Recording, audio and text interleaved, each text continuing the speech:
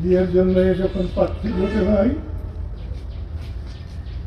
তখন আমার মা নাসরিনের মাকে একটি চিঠি দিয়েছিলেন।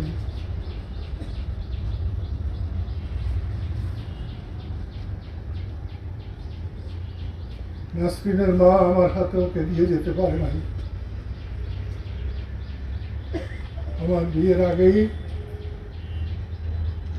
তিনি মারা গিয়েছিলেন। আমার শ্বশুর শাশুড়ি আমি দেখি না। নার্গিস হামিদ কুরাইশিকে দেখেছি, হামিদ কুরাইশিকে দেখেছি, কিন্তু শ্বশুর শাশুড়ি কাকে বলে আমি তা দেখি না।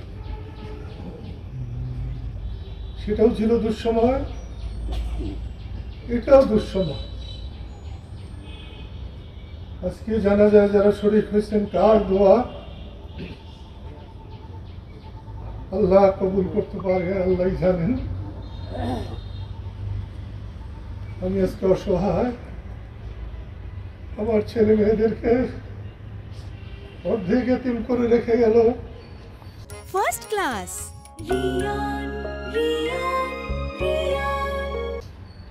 আপনারা আল্লাহর কাছে দোয়া করবেন আল্লাহ যেন নাসরিনকে ব্যস্তবাসী করেন। আমি যদি কোনো অন্যায় করে থাকি মাফ করে দিয়েন। আমার স্ত্রী যদি কোনো অন্যায় করে থাকে ওকে মাফ করে দিয়েন। আমার ছেলে মেয়েরা যদি কোনো অন্যায় করে ওদেরকে মাফ করে দিয়েন। জানা যায় দাঁড়িয়ে মাফ করার চেয়ে বড় কিছু নাই।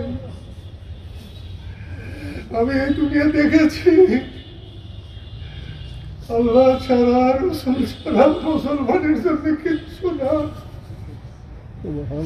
আল্লাহ আপনাদের কার হাত কবুল করবো জানি না। আপনারা হাত তুলে আমার সন্তান সন্ততি তুলে আমার নাসরিনের জন্য আপনারা দোয়া করবেন আল্লাহ যেন ওকে মাফ করে দেন, মাফ করে দেন, মাফ করে দেন।